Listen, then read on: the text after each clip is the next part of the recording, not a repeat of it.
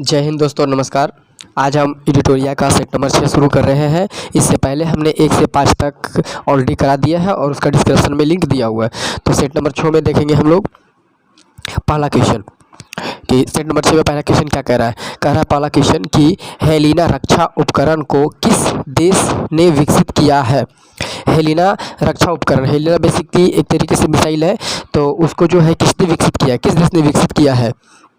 तो इसको जो विकसित किया है, यहाँ पे 4 ऑप्शन दिए हुए हैं। भारत है, फ्रांस है, अमेरिका है और इसराइल है। ये 4 देश है, तो चारों देश में से कौन सा है, तो इसका आंसर हो जाएगा ए। ये भारत ने विकसित किया है, हेलिना जो है भारत ने विकसित किया है। चलिए 2 नंबर क्वेश्चन देखते हैं। 2 नंबर क्वेश्चन क्या कह रहा है। कह रहा है निम्नलिखित में से कौन सुमेलित नहीं है। इसमें अधिकतर 3 लोग सुमेलित होंगे और एक जो है वो सुमेलित नहीं होंगे, असुमेलित होंगे। तो हमें उसको चूज करना है। तो सुंदरवन जो कहाँ पड़ता है, वो पड़ता है आपको पश्चिम बंगाल में। भीतरकनिका कहाँ पड़ता है, ये पड़ता है उड़ीसा में। और उसके बाद आपका देख सकते हैं पीताम्बरम, पीताम्बरम कहाँ पड़ता है, तमिलनाडु में पड़ता है। और कर्नाटक आप देखिए कहाँ है, तो ये वेम्बनाड जो है वो कर्नाटक में नहीं पड़ता है। वेम्बनाड जो है कर्नाटक में नहीं पड़ता है। तो इसका आंसर ये जो है, ये डी आंसर जो है ये गलत है। ये तमिलनाडु में पड़ता है वेम्बनाड। ठीक है, तो ये आपका डी जो है ये गलत है। अब चलते हैं तीसरा नंबर क्वेश्चन देखते हैं। तीसरा नंबर कर रहा है कि किस बंदरगाह को कॉफ़ी बंदरगाह के नाम से जाना जाता है। तो तीसरा का देख सकते हैं आप, सेंटोस बंदरगाह है जिसको कॉफ़ी बंदरगाह के नाम से जाना जाता है। आप हमें कमेंट में करके ये बताइए कि भारत में सबसे अधिक कॉफ़ी जो है किस राज्य में पाया जाता है। और भारत में, दूसरा क्वेश्चन, और भारत में जो कॉफ़ी पाया जाता है तो उस कॉफ़ी में क्या पाया जाता है, बेसिकली कॉफ़ी में क्या पाया जाता है, तो वो बताएं। तीसरा नंबर का डी आंसर होगा, बी आंसर होगा। ठीक है, अब देखते हैं चौथा नंबर क्वेश्चन। कहता है राष्ट्रीय पोषण संस्थान कहाँ स्थित है। चौथा नंबर क्वेश्चन कह रहा है राष्ट्रीय पोषण संस्थान जो है वो कहाँ स्थित है। तो ये आपका देखते हैं नई दिल्ली दिया हुआ है, हैदराबाद है, कोलकाता है और हैदराबाद है। तो आप यहाँ पे इसका आंसर हो जाएगा डी हो जाएगा, हैदराबाद में राष्ट्रीय पोषण संस्थान है। अगर वन अनुसंधान का है तो ये आपका देहरादून हो जाएगा। ठीक है, तो यहाँ पे आपका डी आंसर है, 4 का डी। अब 5 नंबर क्वेश्चन देखते हैं। निम्नलिखित में से कौन जो है सूची सुमेलित नहीं है। अब इसमें 5 नंबर का क्वेश्चन आप देख लीजिए कि इसमें जो है सुमेलित हमें करना है। तो कई जो है सुमेलित है, 3 सुमेलित होंगे और एक जो है सुमेलित नहीं होंगे, तो हमें उसको चूज करना है। 5 नंबर का क्वेश्चन देखते हैं कि रेटिन, कहता है रेनिटिन जो है वो पनीर में पाया जाता है, ये बिल्कुल सही है। कहता है जैव प्रौद्योगिकी जो है क्या है, प्लास्टिड है। जैव प्रौद्योगिकी क्या है, प्लास्टिड है। और गोल्ड चावल जो होता है उसमें विटामिन ए पाया जाता है और ब्राउन चावल में जो है विटामिन बी पाया जाता है, वो ध्यान रखना। तो ओजोन परत है जो टोपोस्फेयर, ओजोन परत को टोपोस्फेयर नहीं कहते, ये आपका गलत है। तो यहाँ पे इसका 5 का आंसर डी हो जाएगा। और यहाँ पे ओजोन परत जो होता है वो समताप मंडल में होता है, समताप मंडल में। यहाँ पे इसी में ओजोन परत में ही जो है वायुयान वगैरह चलते हैं। चलिए 6ठा नंबर क्वेश्चन देखते हैं हम। 6ठा नंबर क्वेश्चन कह रहा है उष्णकटिबंधीय सदाबहार वन के किन किन क्षेत्रों में पाए जाते हैं। उष्णकटिबंधीय सदाबहार वन जो है किन किन क्षेत्रों में पाए जाते हैं। तो 6ठा नंबर क्वेश्चन है और 6ठा का हम देखते हैं कि उष्णकटिबंधीय की बात कर रहा है। तो 6ठा नंबर का पहला देखते हैं पश्चिमी घाट के पूर्व ढाल में, पश्चिमी घाट के पूर्व ढाल में। दूसरा कह रहा है अंडमान निकोबार में। दूसरा क्या कह रहा है कि अंडमान निकोबार द्वीप समूह में। तीसरा कह रहा है कि अरावली पर्वत में। चौथा बोल रहा है उत्तर पूर्वी क्षेत्र में। तो यहाँ पे किस किस में पाया जाता है हमें वो चूज करना है। यहाँ 4 ऑप्शन दिया हुआ है और यहाँ पे आप देख सकते हैं कि पश्चिमी घाट की पूर्वी ढाल में नहीं, ये बिल्कुल भी गलत है। और दूसरा देखते हैं यहाँ पे पश्चिमी घाट और पूर्वी ढाल में जानते हैं ये कहाँ पर, ये है जैव विविधता के लिए है, ये जैव विविधता के लिए है। और अंडमान निकोबार ये बिल्कुल 2 नंबर सही है। और उसके बाद आपका अरावली पर्वत श्रृंखला ये भी नहीं है सही, ये गलत है। तो ये आपका ये जो है 4, तो 2 और 4, तो 2 और 4 का सी आंसर है। 6ठा का सी आंसर है। 7वां नंबर क्वेश्चन देखते हैं अब। 7 नंबर कल हिमालय पर्वत श्रृंखला किसकी उदाहरण है। हिमालय जो पर्वत श्रृंखला है वो किसकी उदाहरण है। 7 नंबर का देखते हैं। तो 7 नंबर को देखते हैं, ये वलित पर्वत का उदाहरण। हिमालय पर्वत जो है क्या, वलित पर्वत का उदाहरण है। ज्वालामुखी पर्वत नहीं हो सकता, अभी भी नहीं। ब्लॉक पर्वत ये नहीं हो सकता, ब्लॉक पर्वत अमेरिका में पाया जाता है, कहता है। तो इसका आंसर डी हो जाएगा, 7 नंबर का डी। अब 8 नंबर देखते हैं। कहता है करोवा वैली स्थित है। करोवा वैली कहाँ पे स्थित है, करोवा वैली जो है कहाँ पे है, तो ये आप देखेंगे कश्मीर में है। करोवा वैली कहाँ पे है, कश्मीर में है। ठीक है, करोवा वैली कश्मीर में है। तो इसका आंसर 8 का सी हो जाएगा। 8 का क्या हो जाएगा, सी आंसर हो जाएगा। चलिए सॉरी 8 नंबर का ए आंसर हो जाएगा, कश्मीर हो जाएगा। सॉरी 8 नंबर का ए। 9 नंबर क्वेश्चन देखते हैं। 9 नंबर क्वेश्चन हमारा क्या कह रहा है? कह रहा है कि इस आंदोलन के दौरान जो है ऑपरेशन 0 आवर चलाया गया था। तो ऑपरेशन 0 आवर जो चलाया गया था वो चलाया गया था भारत छोड़ो आंदोलन। भारत छोड़ो आंदोलन ये हुआ था कब? तो ये जो हुआ था असहयोग आंदोलन, भारत छोड़ो आंदोलन, ये हुआ था 8 अगस्त को। 8 अगस्त 1942 को। 8 अगस्त 1942 को हुआ था कैसा ये भारत छोड़ो आंदोलन। और इसमें 0 आवर चलाया गया था वो 9 अगस्त को चलाया गया था। 9 अगस्त 2 अगस्त 1942 को चलाया गया था। उसमें क्या किया गया था? सभी जितने भी कांग्रेस के नेता थे उन सबको बंदी बना लिया गया था, अर्थात जेल में इन सबको बंद कर दिया गया था। तो उसी से रिलेटेड है, किससे? भारत छोड़ो आंदोलन से है ऑपरेशन 0 आवर। अब देखते हैं हम लोग, तो 9 नंबर का हो गया, बी आंसर हो गया। 9 नंबर का बी आप कर दिए। अब देखते हैं 10 नंबर क्वेश्चन। 10 नंबर क्वेश्चन हमारा अगला क्या कह रहा है? 10 नंबर कह रहा है कि किस व्यक्ति ने रॉलेट एक्ट को जानबूझ करके हत्या कहकर संबोधित किया था? रॉलेट एक्ट जो आया था वो 1919 में आया था। और कौन ऐसा नेता था जिन्होंने ये बोला था कि जानबूझ करके ये की गई हत्या है? तो 10 नंबर का आप देखेंगे, एंड्रयूज बोला था। किसने बोला था? सर एंड्रयूज, CF एंड्रयूज बोला था। 10 नंबर का बी बोले थे, सर एंड्रयूज बोले थे कि ये जानबूझकर एक हत्या है। अच्छा अगला चलते हैं। और रॉलेट एक्ट के समय में ही मदन मोहन मालवीय ने एक संगठन ग्रसित किया था, डंडा आंदोलन। ठीक है, डंडा आंदोलन की कमेटी के गठन किया था इन्होंने, और उसका नेतृत्व यही कर रहे थे। कौन? मदन मोहन मालवीय। 11 नंबर देखते हैं। कहता है वन संरक्षण अधिनियम कब पारित किया गया था? वन संरक्षण अधिनियम जो है वो कब पारित किया गया था? तो 11 नंबर देखते हैं। 11 का आंसर हो जाएगा ये 1980 में जो है वन संरक्षण अधिनियम पारित किया गया था 1980 में। 11 नंबर का ए आंसर। 12 नंबर क्वेश्चन देखते हैं। कहता है इनमें से कौन सा ग्रीन हाउस प्रवाह या उत्पन्न करने वाली गैस है?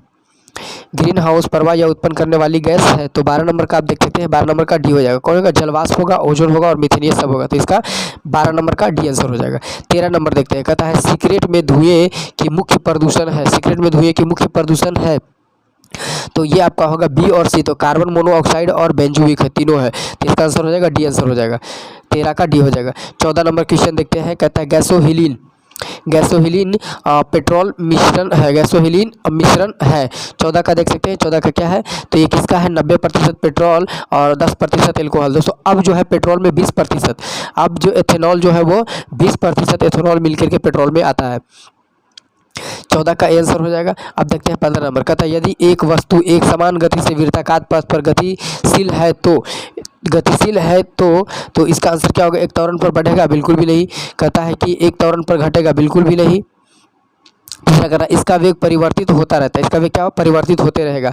तो 15 का आंसर सी हो जाएगा। चलिए 16 नंबर देखते हैं। 16 नंबर सूची 1 को सूची 2 से क्या है? सम्मिलित करने के लिए बोल रहा है। ठीक है, तो अब देखते हैं इसमें अमीटर जो है किसका मात्रक है?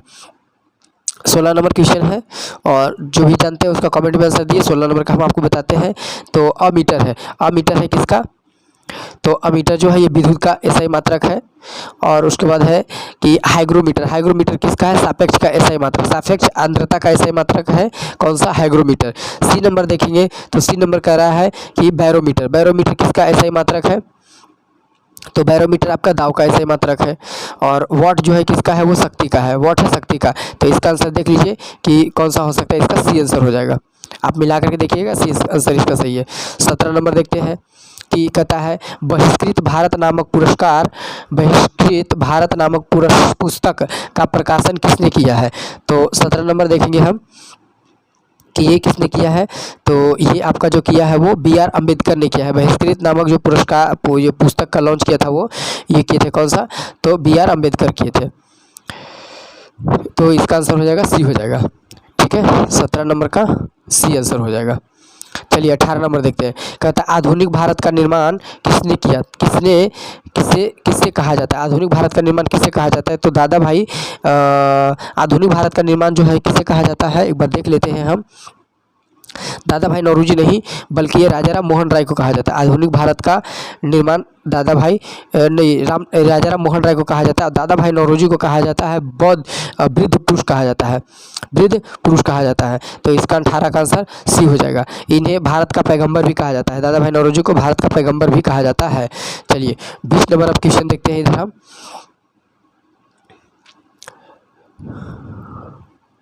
हमने यहाँ तक कहाँ तक किया था आपका 18 नंबर, सॉरी 19 नंबर आप क्वेश्चन देख रहे हैं यहाँ पे। 19 नंबर कह रहा है कि ड्यूस डबल फॉल्स, जैसे शब्द का संबंध किस खेल से है, ड्यू डबल का संबंध जो है किस खेल से है। तो 19 नंबर का देख लेते हैं। 19 नंबर का है लॉस टेनिस से, किससे है, लॉस टेनिस से संबंधित है, लॉस टेनिस से संबंधित है। 19 का सी आंसर हो जाएगा। 20 नंबर देखते हैं, कहता है प्राक्कलन संबंधी, प्राक्कलन समिति के संबंध में निम्न में से निम्न कथन पर विचार कीजिए। प्राक्कलन समिति की बात कर रहा है। तो ये 20 नंबर क्वेश्चन हम देखते हैं। 20 नंबर क्वेश्चन, तो 20 नंबर ये क्वेश्चन कह रहा है कि इसमें जो आंसर होगा, कहता है इसमें 25 सदस्य होते नहीं, इसमें जो होते हैं टोटल 30 सदस्य होते हैं। कहता है इसके 10 सदस्य लोकसभा और 15 शपथ राज्यसभा नहीं, इसमें ये भी गलती है, इसमें टोटल 25 सदस्य, लेकिन इसमें टोटल 30 सदस्य आना चाहिए, तो ये भी गलती है। कहता है इसमें 3 वर्ष का कार्यकाल होता है, बिल्कुल नहीं। तो ये इसमें इसका आंसर कहता है कोई भी मंत्री समिति का सदस्य नहीं हो सकता, इसका 4 नंबर आंसर है। तो 4 नंबर देखिए केवल डी आंसर हो जाएगा, 25 का डी आंसर हो जाएगा। 26 नंबर क्वेश्चन देखते हैं, कहता है राज्यपालों की सम्मेलन की अध्यक्षता कौन करता है, राज्यपाल का जो सम्मेलन होता है उसकी अध्यक्षता कौन करता है। 21 नंबर का ये राष्ट्रपति करता है, जब राज्यपाल का सम्मेलन होता है उसका अध्यक्षता है जो राष्ट्रपति करता है। तो अब एक चीज़ बता सकते हैं, राष्ट्रपति का जो पद होता है वो 52 में होता है, अनुच्छेद 52 में। अगला देखते हैं 22 नंबर क्वेश्चन देखते हैं। 22 नंबर बोल रहा है सूची को सूची 2 से सम्मिलित करने के लिए बोल रहा है। तो इसका जो आंसर हो जाएगा ये कौन सा होगा, तो ये देख सकते हैं पहला का देख सकते हैं भाग 5 जो है किससे संबंधित है, तो भाग 5 जो है वो किससे संघ से संबंधित है, ये बिल्कुल सही है। और भाग 10 जो है वो किससे संबंधित है, तो भाग 10 जो है वो आपका 2 का आपका सी है। तो 2 का सी अगर देखिएगा तो ये आपका 15 से भाग 15 से संबंधित है। और 3 नंबर अगर देखते हैं, 3 नंबर क्वेश्चन बोल रहा है संविधान संशोधन, ये भाग नंबर डी से संबंधित है। और 10 जो है वो अनुसूचित जनजाति से संबंधित है, इसका आंसर क्या हो जाएगा, इसका आंसर डी हो जाएगा, 22 का डी आंसर। चलिए 23 नंबर क्वेश्चन अब देखते हैं हम। कहता है आयरलैंड के संविधान से भारतीय संविधान में लिया गया है। तो आयरलैंड के संविधान से भारतीय संविधान में क्या लिया गया है, तो ये एक बार देख लेते हैं। 23 नंबर क्वेश्चन देखते हैं, कहता है आयरलैंड के संविधान से भारतीय संविधान में लिया गया है। तो आयरलैंड के संविधान से भारत के संविधान में क्या लिया गया है वो देख लेते हैं। तो कहता है राज्य के नीति निर्देशक तत्व, ये बिल्कुल लिया गया है। दूसरा देख लेते हैं, कहता है राष्ट्रपति का निर्वाचन, ये भी लिया गया है। कहता है भारत में सदस्यों के नामांकन, ये भी लिया गया, तो डी आंसर उपरोक्त सभी लिया गया है। चलिए 24 नंबर क्वेश्चन देखते हैं, कहता है निम्नलिखित में से कौन सा अनुच्छेद उच्च न्यायालय के अभिलेखनीय न्यायालय का दर्जा मिला है। तो ये किस अनुच्छेद में मिला है, 17 नंबर देखते हैं कि 17 नंबर क्या कह रहा है, 24 नंबर देखते हैं। 24 नंबर नोटा 17, 24 नंबर देखते हैं। 24 का आंसर होगा अनुच्छेद 215 में होगा। अनुच्छेद 215 में क्या होगा, उच्च न्यायालय के अभिलेख जो है न्यायालय का दर्जा मिला है, तो 24 का बी आंसर हो जाएगा। 25 नंबर देखते हैं, कहता है भारत का संविधान किस प्रकार का संविधान है। तो कहते हैं अत्यंत एकात्मक एवं अत्यंत संघात्मक है, तो 25 का सी आंसर हो जाएगा। 25 का कौन सा हो जाएगा, सी आंसर होगा। 26 नंबर क्वेश्चन देखते हैं। तो 26 नंबर कह रहा है कि भारत का संविधान एकता है। भारत की संविधान कहता है कि अवशिष्ट अधिकारी किसके पास होनी चाहिए। तो अवशिष्ट अधिकार जो है वो किसके पास होनी चाहिए, राष्ट्रपति के पास होनी चाहिए। ऑप्शन बी बोल रहा है राज्यसभा के पास होनी चाहिए। ऑप्शन सी बोल रहा है संघ के पास होनी चाहिए। तो ये बिल्कुल सही है, अवशिष्ट जो है वो संघ के पास होना चाहिए। तो 26 का सी आंसर हो जाएगा। 27 नंबर देखते हैं। 27 नंबर क्वेश्चन हमारा क्या कह रहा है, 27 बोल रहा है किस प्रस्ताव को पारित किए जाने पर मंत्री परिषद को इस्तीफा देना पड़ता है। तो कौन सा होता है, तो अविश्वास प्रस्ताव पारित किए जाने के बाद क्या है, मंत्री को क्या है, इनफैक्ट प्रधानमंत्री को भी और मंत्री परिषद को इस्तीफा देना पड़ता है। तो 27 का सी आंसर। 28 नंबर का देखते हैं। 28 नंबर का क्वेश्चन क्या कह रहा है, 28 का कह रहा है लोकसभा समिति से संबंधित तथ्यों में सही कौन सा है। तो 28 नंबर का देखते हैं, कहता है इसमें कुल 22 सदस्य होते हैं।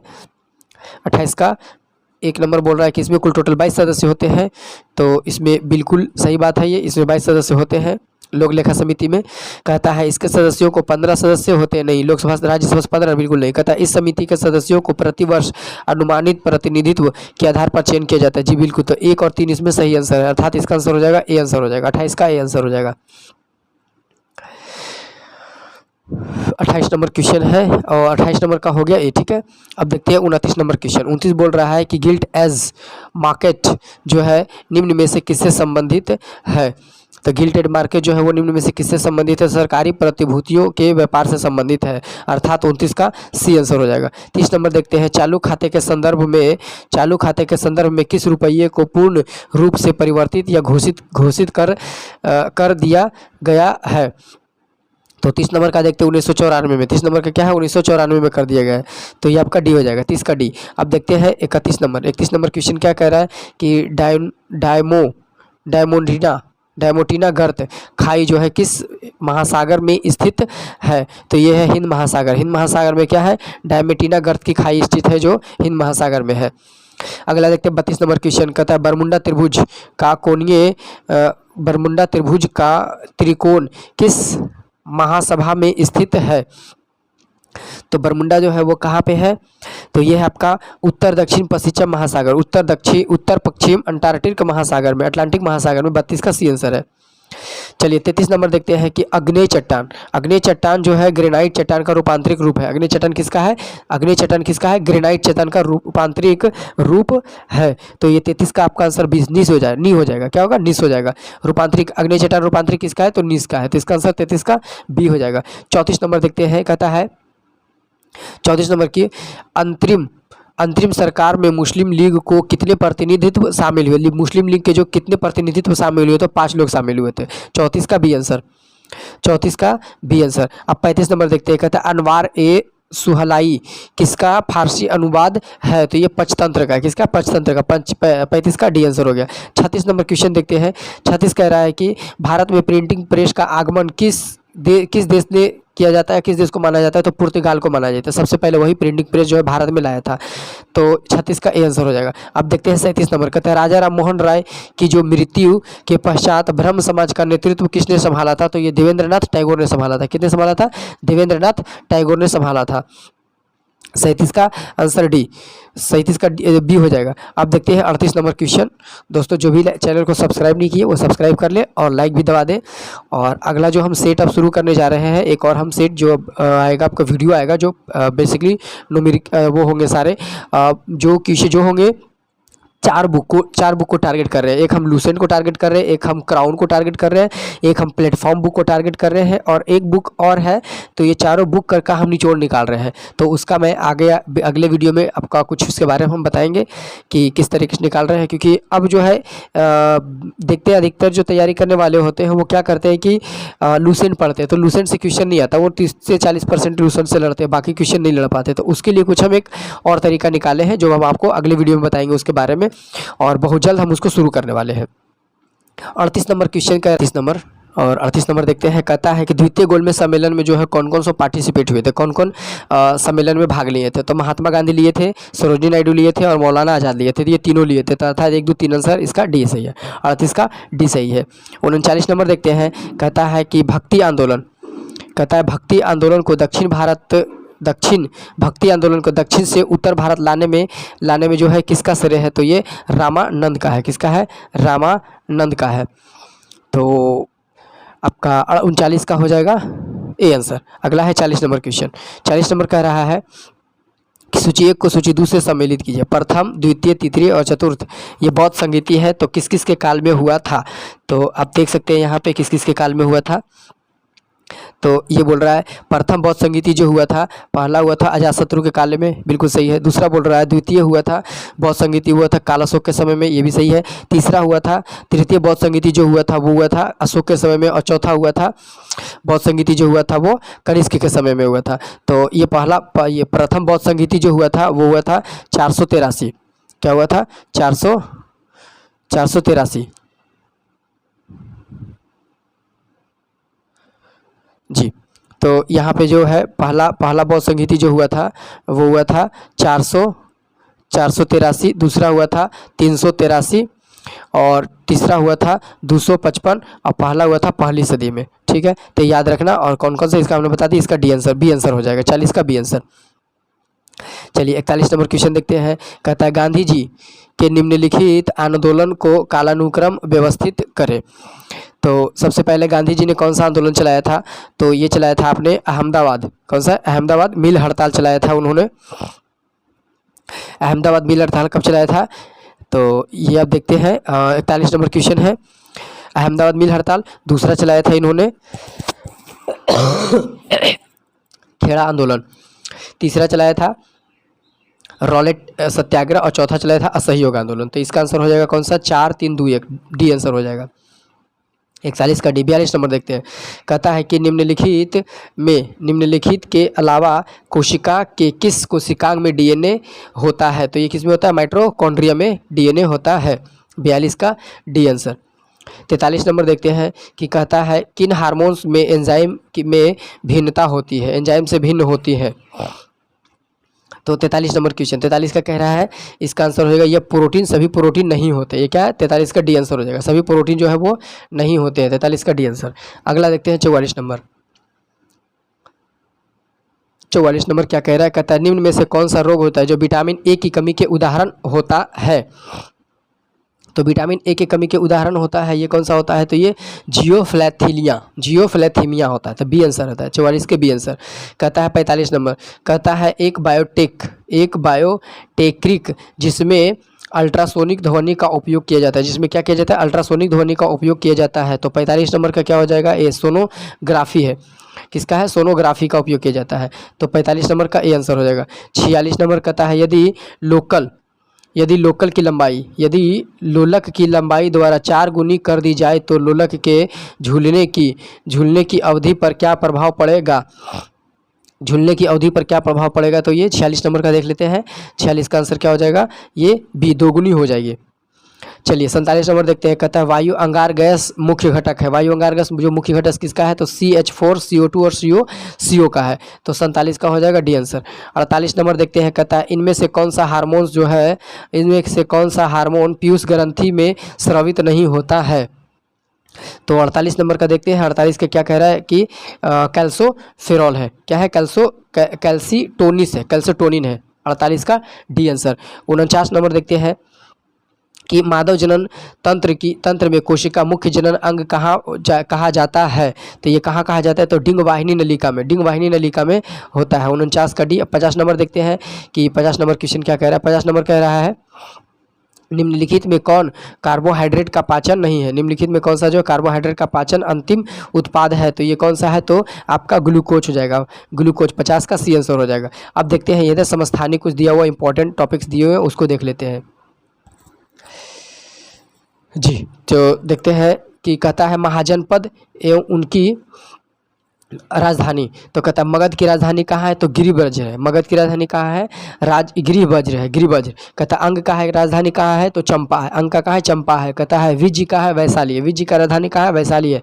काशी का कहाँ है? तो काशी का देखेंगे वाराणसी है। और वत्स का कहाँ पे है? तो कैसाम्बी है। वत्स का कहाँ पे है? कैसाम्बी है। अगला है, कहता है कुरु की राजधानी कहाँ है? इंद्रप्रस्थ है। कंबोज का है? हाटक है। और अस्मक का है? पोटली। और इधर फिर देखते हैं, इधर कह रहा है कौशल की राजधानी श्रावस्ती है। अवंती का उज्जैन है। मल्लल का कुशावती है। पंचाल का अनहिच्छिंत कमिलपल है। कहता है चेदी का है? कौन सा है? चेदी का है शक्तिमती है। चेदी का कौन सा है? शक्तिमती है। मत्स्य का है?